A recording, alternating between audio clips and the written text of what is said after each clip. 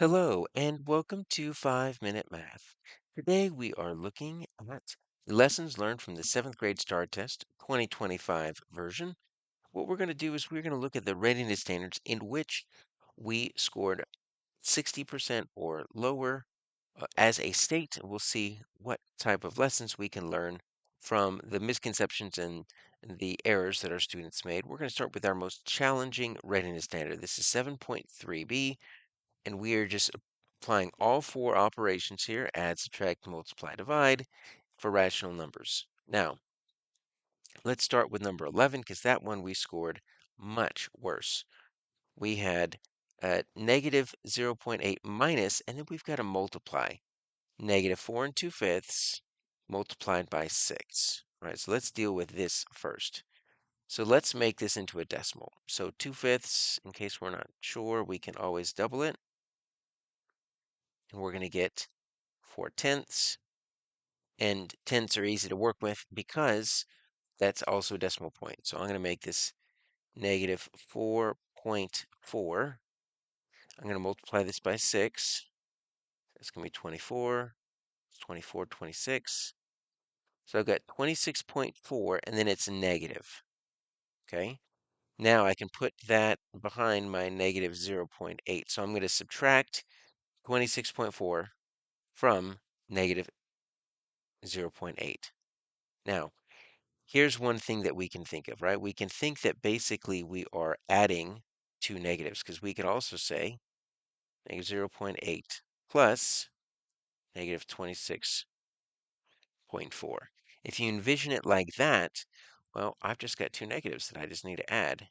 And that's what ends up happening when you subtract from a negative. It's like you're adding both of them. Okay? And so that's going to be 12. That's going to be 7, 27.2, and that's negative 27.2. And so our answer here is D. But if you were to look at the answer distribution of how our students did on number 11, you're going to see a whole lot of guessing, just basically around 25 all the way. So students really had no strategy for accessing this one. Number 36, we did a little bit better, but it involves a lot of operations here. Okay, so we need to buy 11 and 3/4 yards of canvas, and that's going to cost 18.36 per yard. So if I change this 11 and 3/4 to 11.75, and I need to multiply that by 1836. Now, students are doing this without the calculator, so imagine all the opportunities for possible errors here. If you multiply these, you're going to get 215.73. Now, not an option. Students might think this, oh, maybe I messed up, but that's not what we're looking for. That's the full cost. Now we need to take 10% off, okay, the 1/10 discount. So 1/10 equals 10%. So what we're going to do is we're going to simply shift this over 1, right? Because when you multiply by 10% or by 1/10, you're moving everything over a decimal point. And so our discount is going to be 21.57. We're going to drop off that 3. So we're going to take the 215.73, then we're going to subtract 21.57. We're dropping off that 3 just because the cents don't go that deep, right? And they only go to the hundredths place, not the thousandths. Okay, so we're going to get 6, 1, 4, and that's 194.16. So our answer here is C. And as you can tell, that one was also kind of difficult, but we did better than number 11. We had 49% of our students get that right. So what can we learn from this? Our answer selections on number 11 were basically guessing between 21 and 27%. If we look at number 11, we're going to see we had 26%. Let me change colors here. 26% choose A, 25%, 21%, and only 27%. So to me, this just screams a lot of guessing. Students really didn't have a way to access that. And multiplying the mixed number by the whole number, well, that's going to be something difficult unless they can change that into a decimal as I did. So that would be one step, is making sure our students are fluid in changing between mixed numbers and decimals.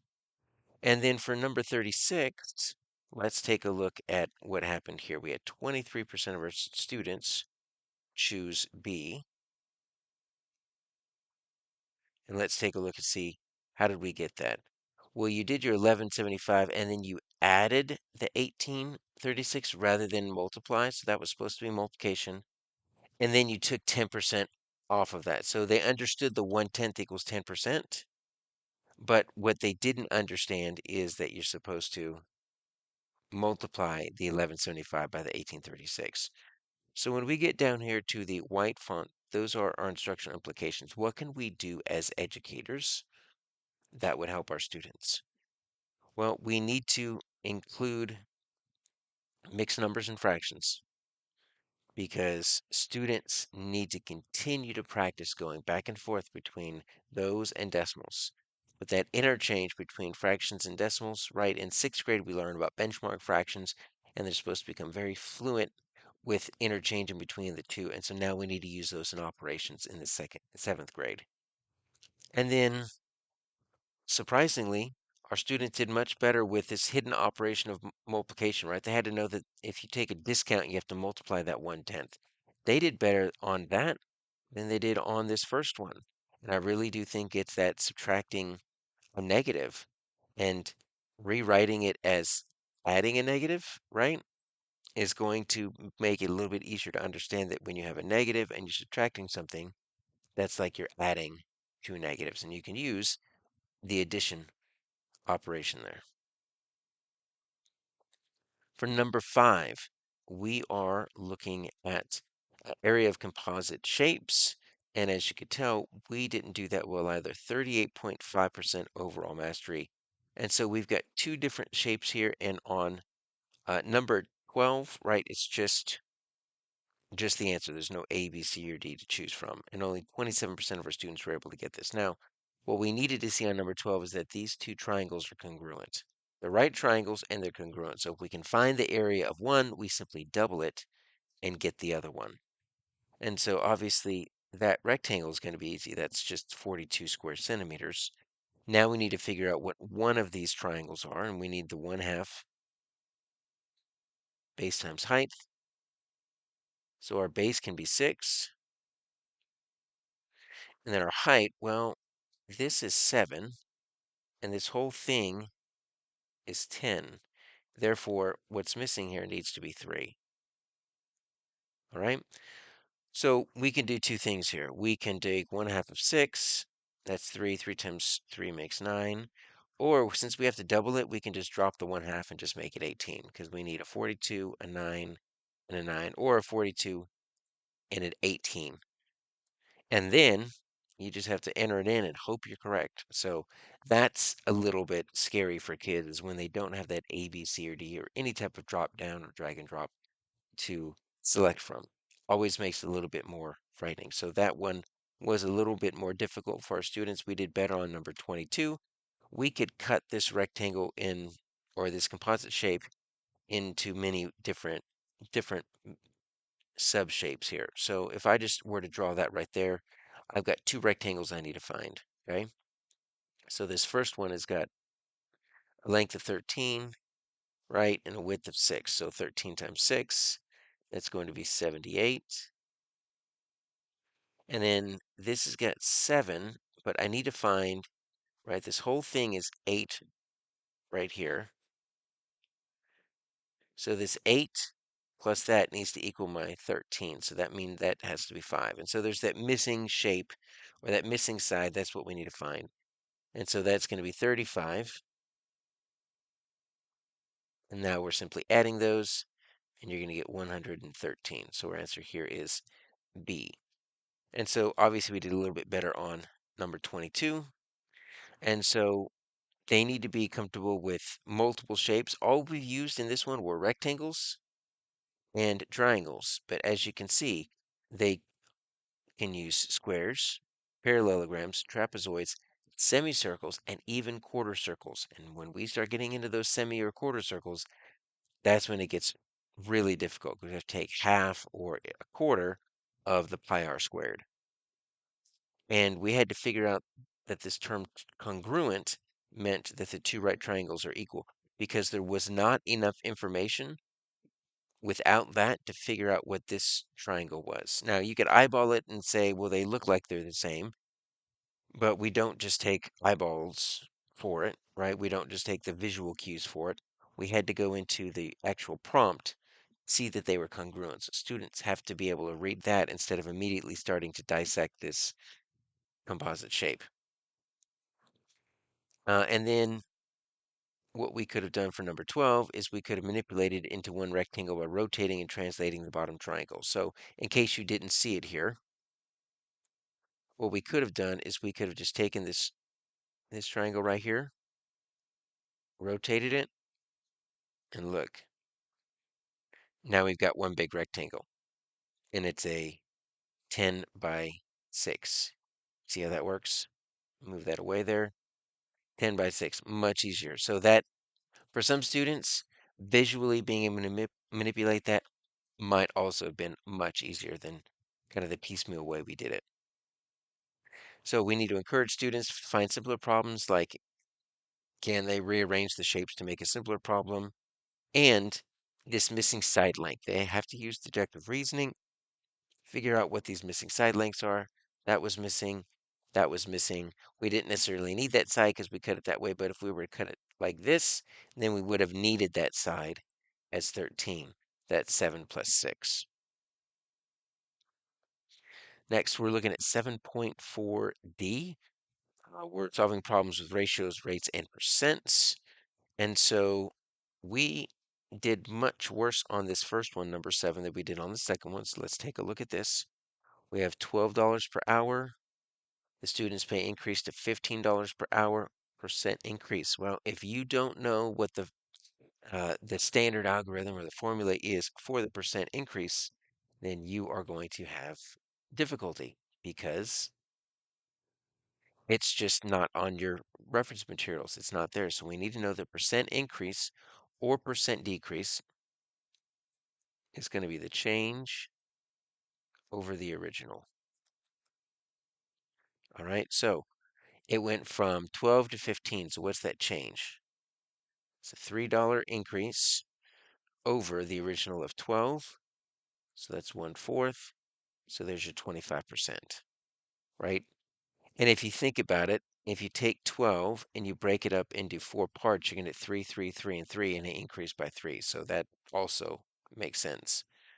For number 38, we've got this rate here of 45 items in 8 minutes. And at that rate, we can either find the unit rate there, or we can just make a proportion. So either one works. So 36 items over blank minutes, right? So we can do cross multiplication. Let's do 36 times 8. We also could have just divided 45 by 8, found that unit rate, and then multiplied that by 36. Either way, you're going to need to divide and multiply. You just get to choose the order you want to do it in. 48, that's 24, 28. Okay, so then I've got that 288 equals the 45, so I need to divide 45 into 288. And let's see, 45 times 2 is 90. So times 4 is 180 times 6 is 270.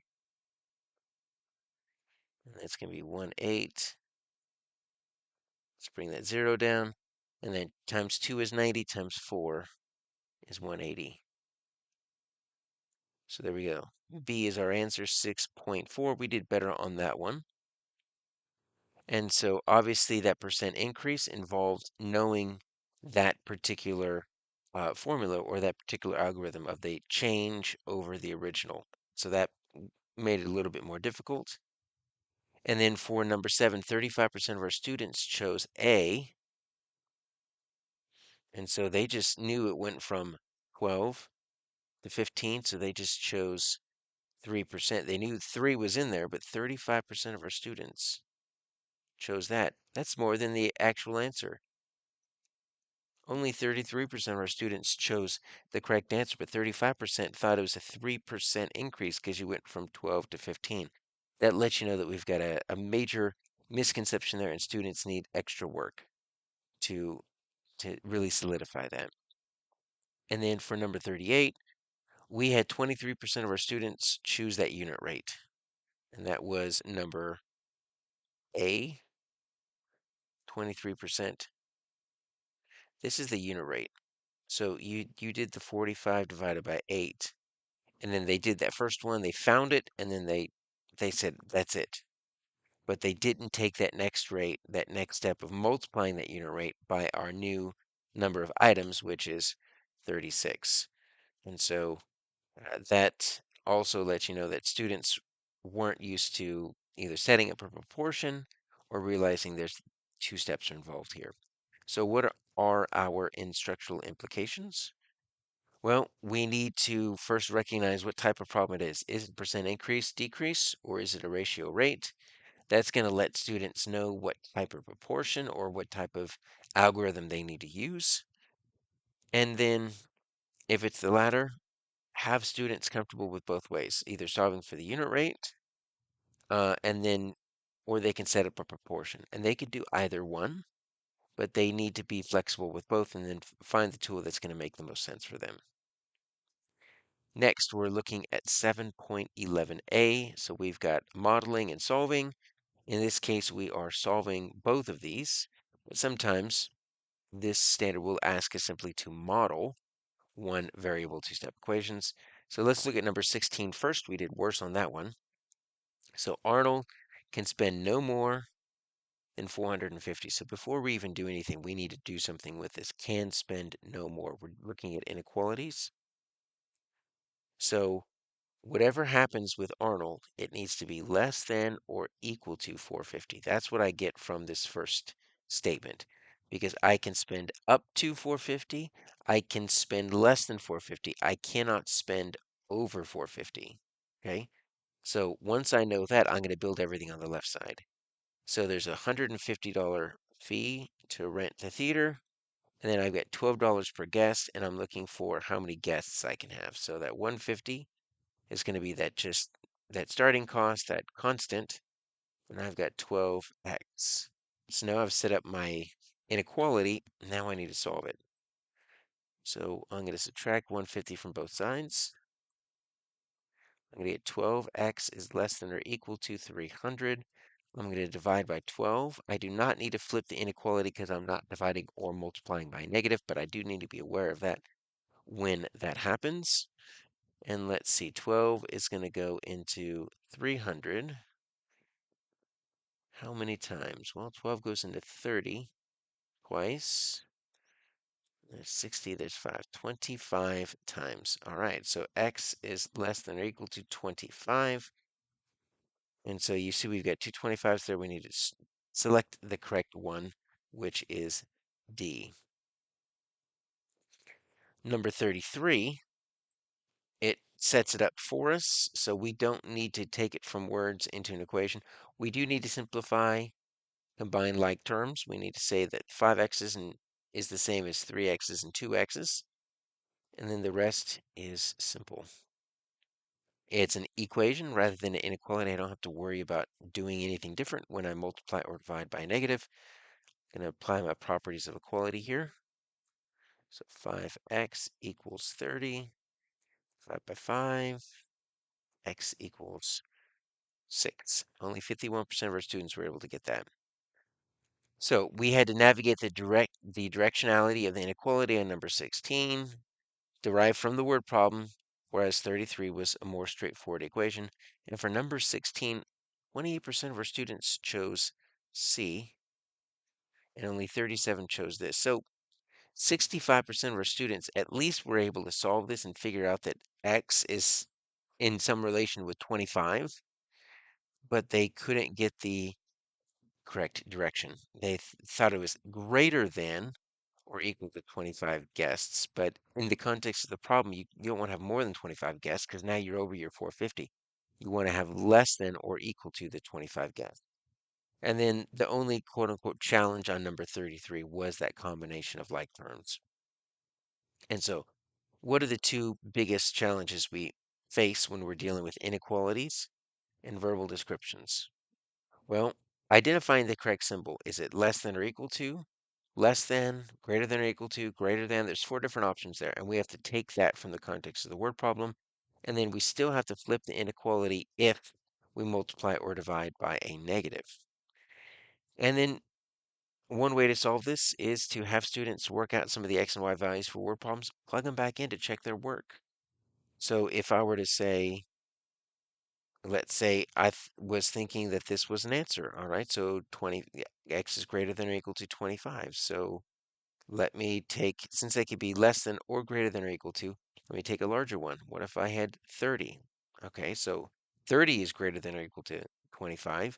So if you plug 30 back in here, now I've got 30 times 12. That's 360 plus my 150 for the theater. And now I'm at $510. So I'm over my 450. So we can plug it back in if we're kind of confused on the inequality and we're not sure if it's less than or equal to, greater than or equal to. Just take a different value, make it extreme, plug it in and see if it still works.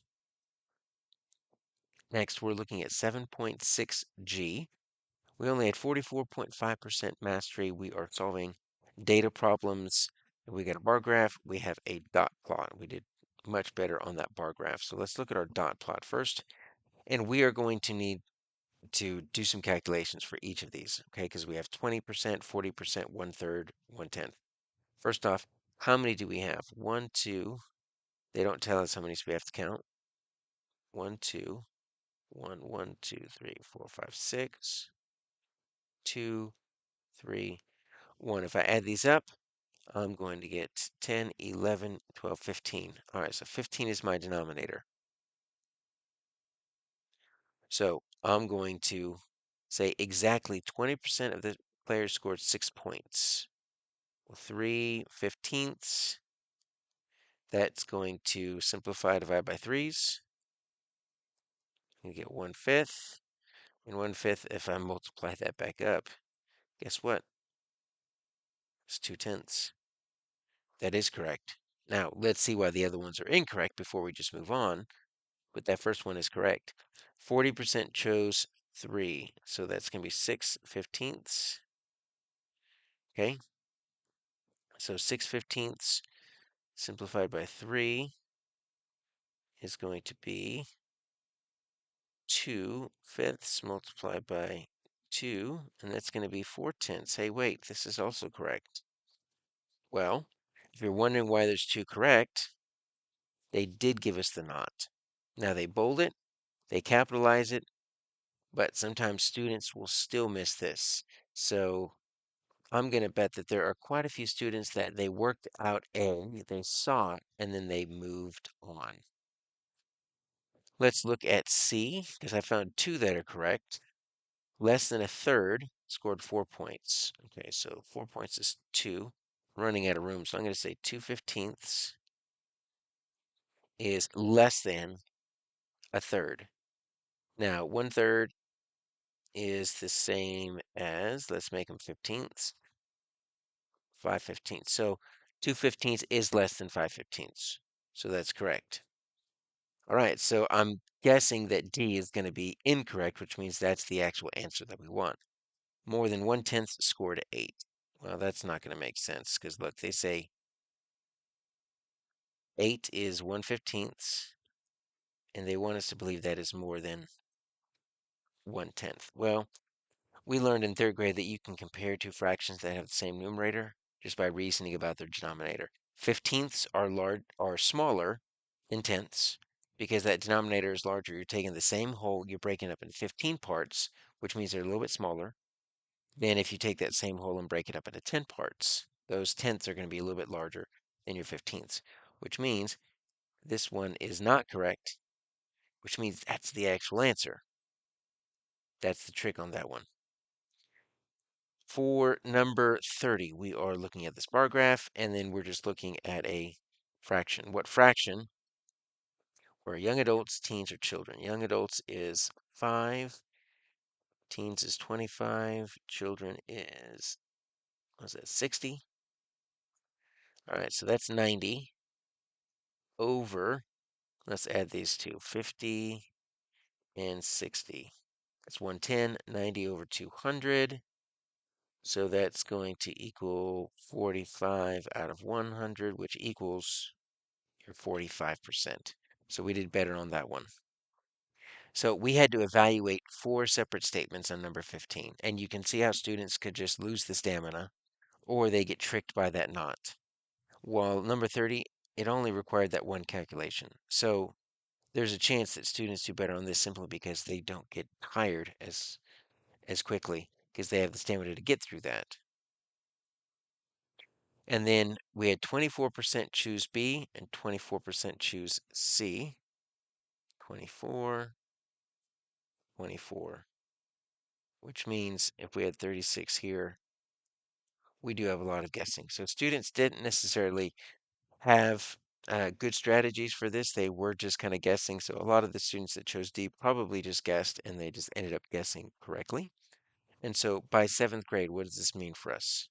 When we come to graphs, bar graphs, or dot plots, it's going to end up you're finding a percent or a fraction of something. That's all we should be doing with bar graphs. We're not adding how much more is this than this. That's something we would do in 3rd and 4th grade. We need to find a percent or a fraction of what's being shown, not just adding or comparing two different bars or two different data sets. And what I did to evaluate number 15 is what I would always recommend students doing. Turn these into statements, right? Does 20% equals 2/10? Yes. Does 40% equal 4/10? Yes. You have to turn these statements into mathematical expressions or equations and evaluate them that way. So next we have 7.9a. This is volume. We have triangular prism. We have a rectangular based pyramid here. So we need to keep in mind 2 different formulas. So any prism is going to be volume equals BH. And so it's this big B, that's the area of the base that we need to keep in mind.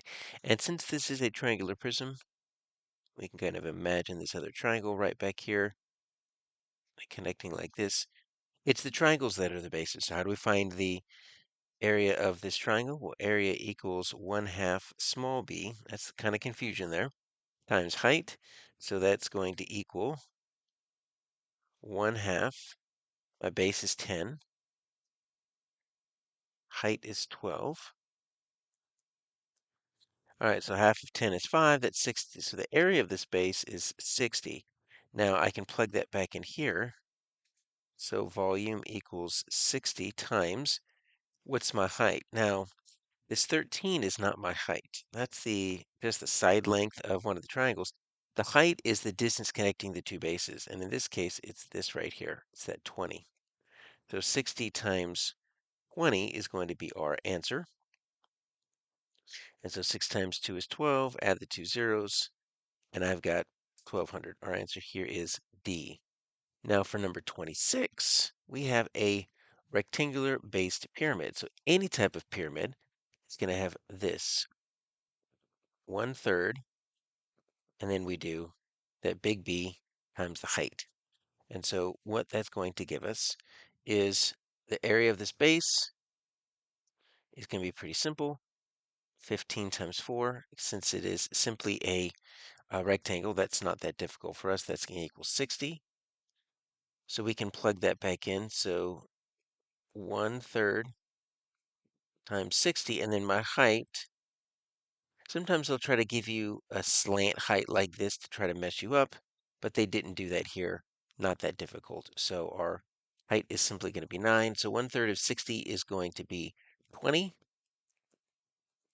20 times 9, that's going to equal 180. All right, and so we've got our 180. Our answer there is C. Now, how did we do? Well, we did much better on that one than we did on number 5. Let's see why.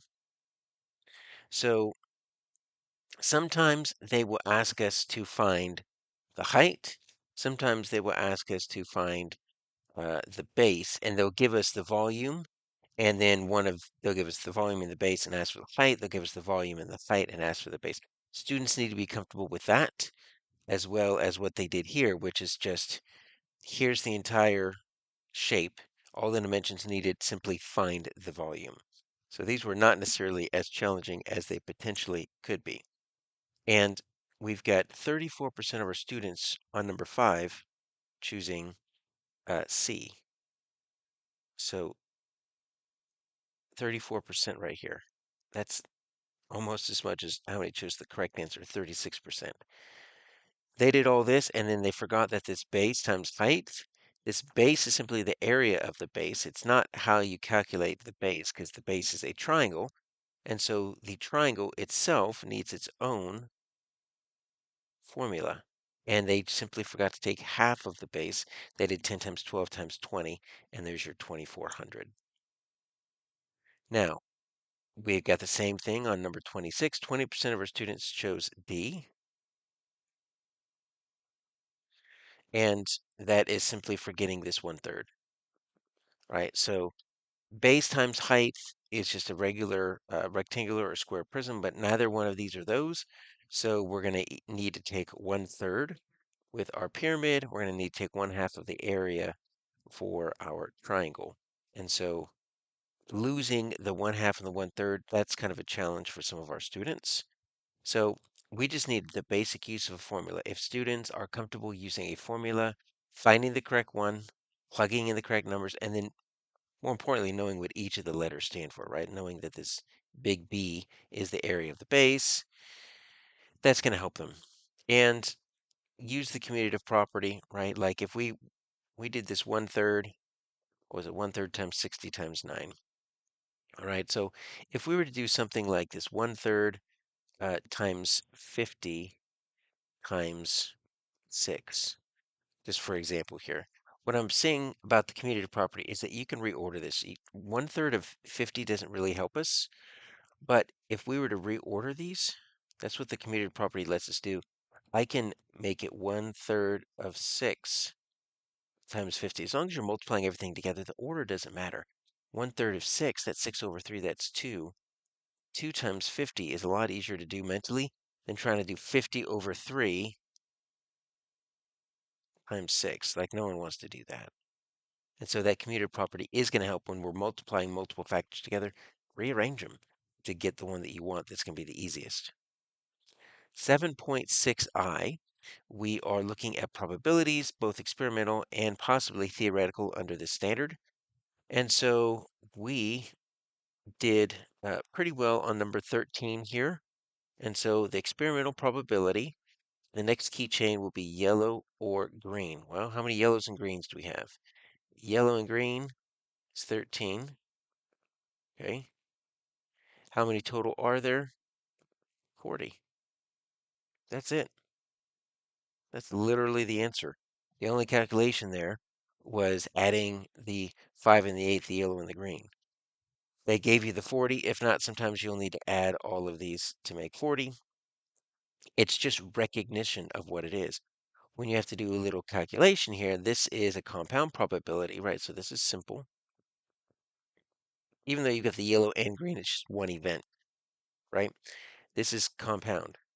Okay, so we've got, what is the probability of random selecting a red card? Well, how many red cards? There are 10 cards for each color, okay? So there are 10 cards for each color. How many total cards are there? Well, we've got red, orange, yellow, green. Each card's got 10, so this is a 10 out of 40 chance of getting a red. Now we've got the next chance of getting a 0. Okay, so how many cards are there? Once again, 40. And then I need to grab a 0. Well, each color has 10 label cards through labeled 0 through 9. Think of like an Uno deck. So I've got a red 0, I've got an orange 0, a yellow 0, and a green 0. And then a red 1, orange 1, yellow 1, green 1, red 2, orange 2, so on and so forth. Which means there's only 4 0. So before we just multiply this and get crazy, let's simplify. right? That's going to be 1/4. 4 goes into 40 10 times. So we're going to multiply 1/4 and 1/10, and you're going to get 1/40th. So there is a 1 in 40 chance of getting a red card, putting it back, which is important because if not, you're changing your denominator, then you're getting a 0. Only 33% of our students got this. So the simple event was pretty easy. Compound event, definitely more challenging. Now, for number 13, 21% still chose C. And so let's look at this one. 21% chose C. Why did we choose C? Well, look, it's asking for yellow and green, two colors.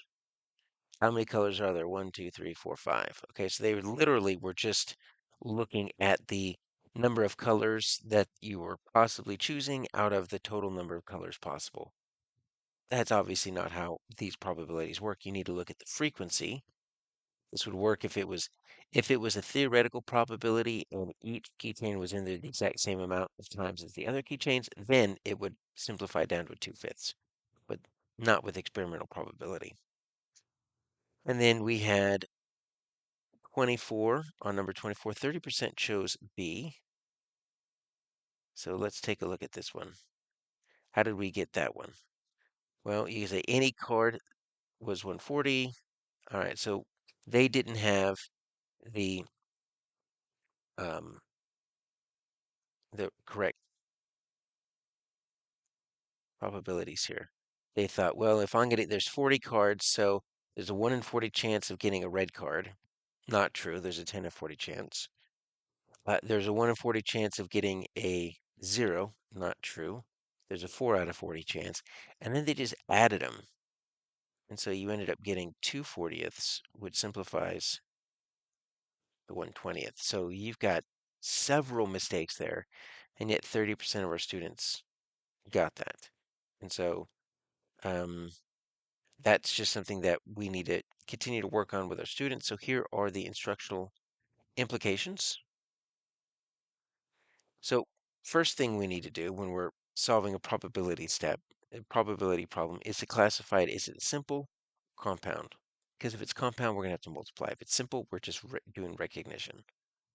And we need to practice. I think what threw this last one off is that we ended up with a 1/10 when you simplified times the 1/4. And that might have seemed wrong because there were 40 cards and the number 40 doesn't show up anywhere.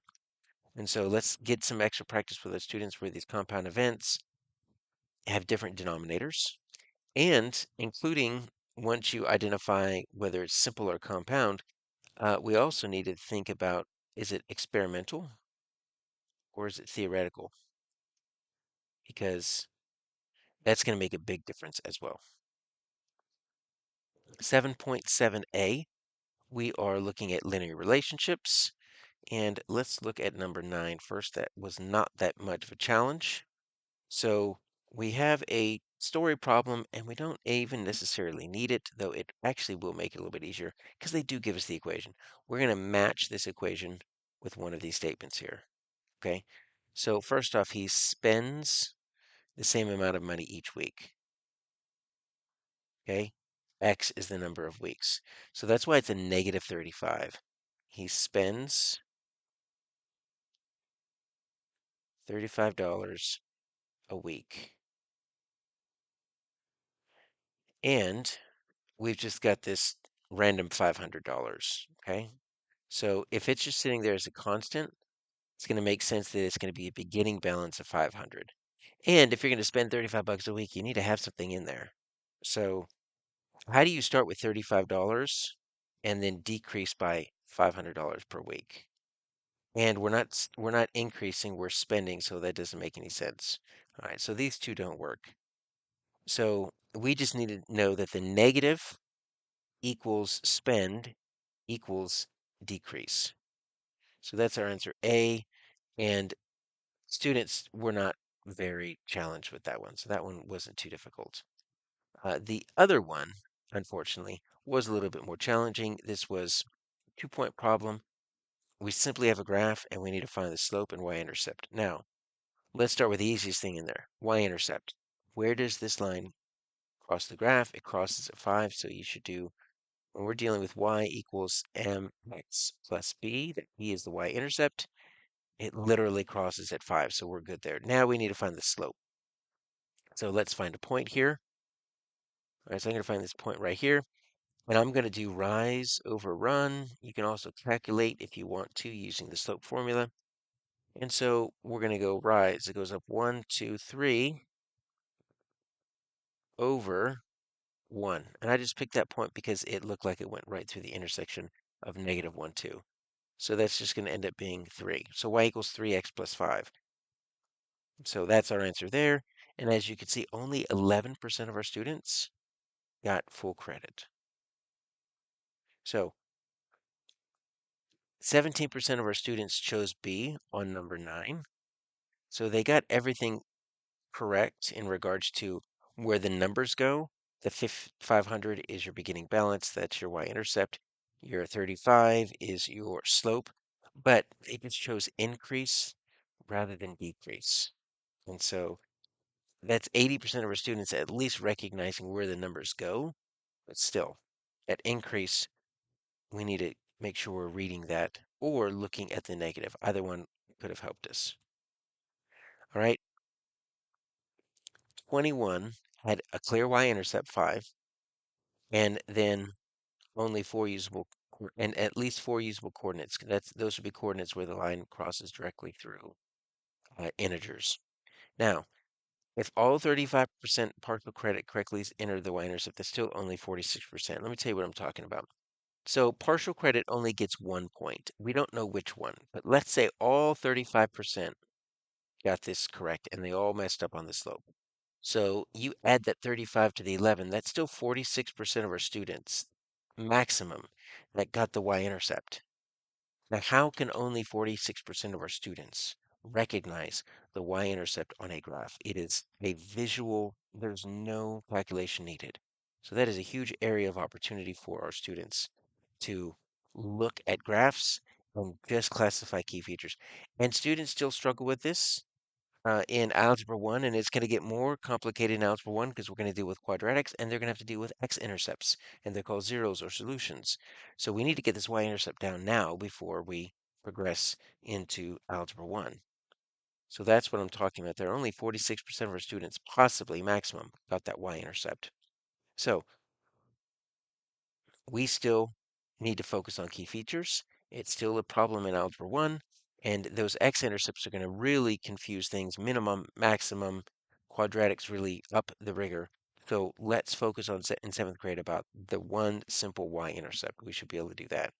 And I calculated the slope without necessarily doing a calculation, right? One thing that our students will learn is this slope formula. If you get 2 points, you can subtract the y's and put it over the subtracted x's, but you didn't need to because you could just visually calculate how much does it go up, 3, how much does it go over, 1, rise over run.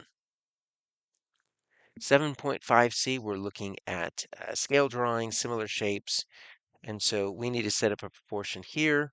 Number 10 was a little bit more challenging, and so we have a map scale where they give it to it right here, but they don't necessarily have it in a key or a legend. So I'll put it right here, 0.5 inch equals 25 miles.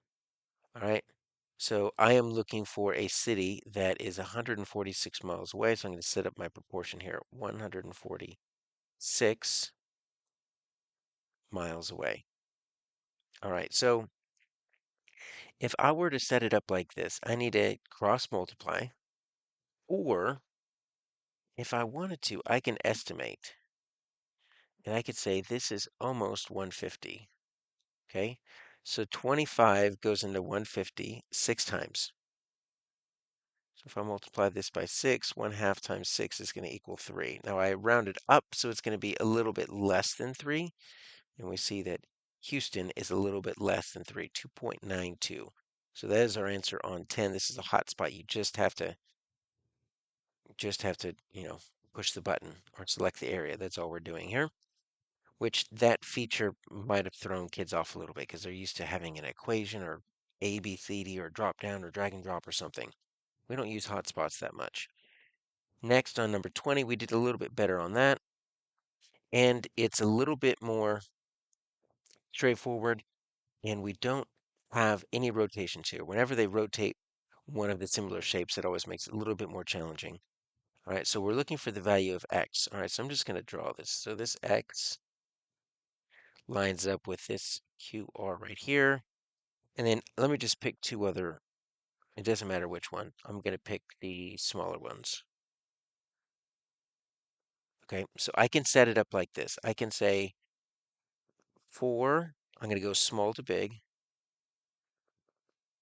over 36 equals, and then I just have to match that, right? I just have to match small, 7 cm, x cm, all right, and then we'll just do some cross multiplication. 4x equals whatever 36 times 7 is, 252, and then you divide, obviously, and you're going to get 63. You could also set it up like this. You can set it up and you can say x, and then you can put a 7 over here, and you can have it within the same shape. And you say x over 36 equals 7 over 4. You notice that the x and the 7, they either need to be on top of each other or across from each other. Because look what happens if you set it up like this. Look what your cross multiplication turns into. 4x equals, and then 7 times 36, 252. So you end up with the same cross multiplication. So it doesn't really matter which way you do it. They both work. So the map diagram was definitely unique, possibly confusing. So it's difficult to get extra practice with those hot spots. All the information was there. You had to read it, and then even selecting the answer might have been a little bit confusing. And then that rough estimate would have found 3 inches, which would have led us to that 292 in case you don't want to do those hard, decimal divisions. Now, the incorrect answer choices for number 20 were closely distributed, 12 to 18%, which means you either knew it or you were guessing. And so there was, 55% of our students that got this correct. Some of them probably guessed it correct. So you're thinking half of our students had no idea how to set this up. So we need some extra work on that. And for number 20, we could have even eliminated 2 answers. I mean, take a look at our sides here, okay? 90, 126, 36. Okay, it's not drawn to scale, but this side X is clearly going to be larger than that side KN. So why would it be fractions? Neither one of those makes sense. Honestly, that 36 doesn't make sense because that looks like that is the exact same size as the KN. I mean, just using visual reasoning, if you were to guess, and that's probably what some of our students did, they used visual reasoning. They didn't know how to set this up proportionally, and they at least got the correct answer. So emphasize labeling the units when setting up the proportions, right? Either inches or miles, or like I did with my 2 different colors. Make sure that you're putting the correct units or the correct sides across from each other. And then that reasoning could have helped eliminate some of those choices. Like I said, we could have gotten D on number 20 without even doing any calculations. For 7.9b, we're looking at circumference and area. There's not that many things we can do. Circumference equals 2 pi r, or circumference equals pi times diameter, and then area equals pi r squared. That's it. That's all we need to know. That's the only things they can ask us here because there's only those 2 things that they can ask us for, circumference and area. And then sometimes they'll give us the diameter. We have to find the radius, but that's it. So we got a circular sign. It's got 20 inches diameter. So let's put that right there, 20 inches. Measurements that are closest to the area and the circumference. Okay, so area is going to be pi r squared. So I need to know that my radius is not 20. My radius is 10, so that I can do that. So my area equals pi and then 10 squared, or pi times 100. And 100 times that 3.14 is just going to move it over twice, 314. So we've got 314 for this. And then my circumference is going to be pi times diameter. So it's going to be this right here. Let's do 3.14 times 20. Now, when I'm multiplying it by a multiple of 10, I'm just going to end up going like this, over 1, right? And then 31.4 times 2 is, you could just double that, 62.8.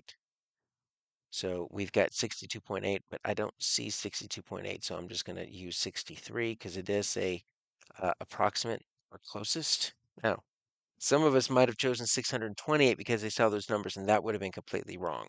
So we need to make sure that we are choosing 63 rather than 62, rather than 628. That was a little bit more challenging. What do we have on 29 would seem to be a lot easier here. So the circumference, they give it to us, 94.2. And what is the diameter? Well, what is the circumference? That equals pi times diameter. So basically, if I divide both sides by pi, I'm going to get my diameter by itself. So I need to take my 3.14 and divide that into 94.2. Now, you never want a decimal in the divisor, so let's multiply both by 1,000. So 314, I'm thinking it's going to go in there. Is that going to go in there 3 times exactly? Yeah, 942. All right, so we just need that extra 0, and we're good. So we've got our 30 feet right there. So that was pretty good. And you could have estimated that. You could have said, well, how many times does 3 go into 90? Well, there, you would have gotten your 30. So estimation could have worked there as well. And 60% of our students got that correct. So number 8, we had to look at both area and circumference. We had to interact both of those. We were given the diameter. We needed to find the radius, and there's no formula on the formula chart showing how to find the radius. We just need to know that that's half the diameter. And then 29 was pretty easy, just that circumference equals pi times diameter. So we need to find this connection here between the radius and the circumference, right? So if you can't remember what the radius is, circumference, we'll say, equals pi times diameter or 2 pi r. If you say, well, so that means that pi times diameter equals 2 pi r, because they're both equal to circumference, so you can substitute one in for each other. If you divide both by pi, you're going to get diameter equals double the radius. So there is a way to get it kind of long and convoluted, probably easier just to memorize it. And we had to calculate without technology, and the answer choices did not include decimals, which means let's just round. Just estimate when you can. That would have been a lot easier. Next, for 7.4a, we are looking at constant rates of change. And let's look at number 4 first. It did not provide that much of a challenge for our students. We have 90 cycles of light in 2 hours, and we need to find the best representation of cycles in hours. Okay, so we should be thinking unit rate, which means we should be thinking of our constant of proportionality. K equals Y over X. And they say that our hours are the X. So hours are the X, that's 2. And then our cycles are the Y, 90. Okay, so our constant of proportionality is going to be 45. So that makes sense. 45 cycles in 1 hour, 90 in 2 hour. Okay, so we can say Y equals 45X. And you notice how we got that 45 in the right spot, but the Y and the X are flipped. We can't use this. Definitely not adding or multiplying. And we see we've got it right here. 1 hour is 45. If we add another hour, that's going to be 90. If we add another hour, we get to the 3, and 90 plus 45 makes 235. So our answer here is going to be C. And most of our students got that. 64% is pretty good. Anything above 60, we're happy with. Now, this one involved a lot of zeros, and it might have thrown some of our students off. Okay. Now, we need the constant of proportionality, but they don't give us the x and the y. They give us k and the d. Okay. So let's think about this. We need kilograms equals blank food per day. Well, I've got 130,000 kilograms during a 130-day feeding session. Okay. So what we could do is we can just divide the number of kilograms, right? That's my K, um, divided by the number of days, and that's going to give me my constant of proportionality, right? Which means this is going to be my Y, this is going to be my X, but they don't give it to us like that. They give it to us with the K and the D, which always messes us up. Now, your X is your independent variable, and your independent variable, whenever there's time involved, it's always going to be time. So whether it be hours, minutes, days, years, that's always a clue, is your independent variable is going to be time. So if we divide this, we will get our constant proportionality. We can use that to figure out which one of these is correct. So now we need to divide all of this. We can divide 130 into 130 one time. Just think of the long division. And then you're going to have 3 extra zeros. You can just cancel both of these out and just say there's one left. And there's 3 extra zeros. Either way, you're looking at 1,000. So our answer here is A. And so the given rate was not represented, right? The 2 for 90 was not represented, and it intermixed equations and tables. Didn't really make us struggle that much, but that was just a unique look. And the large numbers in 31 probably threw the students off. That and the fact that we didn't have X and Y, we had K and D. And we had 21% of our students choose this.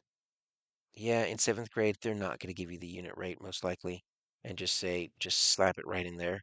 But when you're not sure what to do, you at least recognize that number and you see it. So that was a choice, though it was the wrong choice. And so the first step here is to recognize, is this a constant rate of change? If so, I'm going to use, y equals kx. If I need to find the constant of proportionality, I'm going to do k equals y over x, right? The whole problem there is typically going to revolve around finding that constant of proportionality. And then I think the struggle on number 31 was dividing by these multiples of 10, 100, or 1,000, right? That's that 130,000 is probably what messes up. And so we needed to have a little bit of extra practice with how to navigate numbers that large. 7.12a, we are looking at 2 groups of numeric data. And on number 17, we've got to basically evaluate all 4 of these statements separately. We have a box plot here. And when we're dealing with these boxes, these lines are different quartiles, right? So this is going to be quartile 1, quartile 2, quartile 3, right? And then obviously that's quartile 0 and that's quartile 4. And then same thing here. 1, 2, 3, and then 4. And then our quartile 2 is going to be our median, okay? So the range of data for group 2, what is the range of data for group 2? Group 2 goes from 15 to, looks like that is 33. So that's 33 minus 15, that's 18, is equal to the range of data for group 1. I've got 12 and 28. 28 minus 12, and that's going to equal 16. So that is not correct. The distribution of group 1 is more symmetrical than the distribution. Okay, so symmetrical, dealing with how even does it look? And it does look that this median is right in the middle of the data set. These 2 whiskers look pretty good. And these 2 quartiles right there in the middle look like they're even. So yeah, that looks good. And as you can see, this median is over here and it's kind of skewed to the right. It's not exactly in the middle of the box. And this is a much shorter whisker than this one over here, which means more of the data is on the right side than the left side. So this is actually a true statement. Let's verify to make sure C and D are incorrect. All right, the IQR for group 1 is greater. What is the IQR? Well, I'm going from 16. IQR is between 1 and 3, 16 and 24. So 24 minus 16 is greater than IQR for group 2. I've got 21 And what is this one at? This is at 30. So 30 minus 21. So they're saying that, I'll put it down here, 8 is greater than 9. That is incorrect. And then the median, group 1, here's my median, is greater than the median in group 2. No, because they're saying that 20 is greater than 26. Incorrect. So my answer here is B, but we have to evaluate all of those statements. On this one, we have a we have an inline choice here. We need to find the median, and is it greater for team P or team R? So we need to count how many pieces of data are there. 1, 2, 3, 4, 5, 6, 7, 8, 9, 10, 11, 12, 13, 14, 15. There's 15 for both, right? So what we could do is we can say, since it's an odd number, the median is going to be there's 7 numbers on one side, 7 numbers on the other side. It's going to be the 8th number either way. Leave this right in the middle, and that's going to work. So 1, 2, 3, 4, 5, 6, 7, 8. My median on team P is 3. And then 1, 2, 3, 4, 5, 6, 7, 8. My median on team R is going to be 2. So team P has the greater median. Now, what is the same for both of those? This is the maximum, this is the range, and this is the mode. Those are our drop-down options. And we can see our mode, if the most chosen, is 3 for both. That's the highest bar for both. So we would say mode. We don't do much with mode. That might have thrown some of us off. And then median, you had to count the number of dots, and that could be kind of annoying. So you can see we only had 39% of our students get full credit, 42 get partial credit. And so what does that mean for us? Well, on number 17, the first one, we had to evaluate the range, the IQR, the distribution, the symmetry there, and the median. That's a lot for students to do. And if our students don't have stamina, what they might do is they might eyeball it and just try to see what they can get. Number 34, we had to evaluate mode, range, maximum, and the median. So look at all this vocab. We just need tons of experience with vocab and knowing the difference between those, because none of those definitions are included in our reference materials at all. And 24% of our students chose C on this one right here, this IQR. So that one was probably one in which they might not have calculated it. They might have just said, oh, I remember my teacher talking about um, IQR, and then they just chose it because they thought it must be the answer. They didn't calculate it. So we need to use the language here. Use measures of center and then discuss median and mean, the difference there. Discuss measures of spread and the terms range and IQR, and then the shape or the symmetry. And as stated in the standard, and we'll look at it right here, it's always going to be comparing two sets of numeric data here. So there should always be 2 dot plots or 2 box plots. And that's what we're going to be discussing. Their shape, their center, and their spread. So go back to the standard. And there's just a lot of vocabulary that needs to be included to master 7.12a.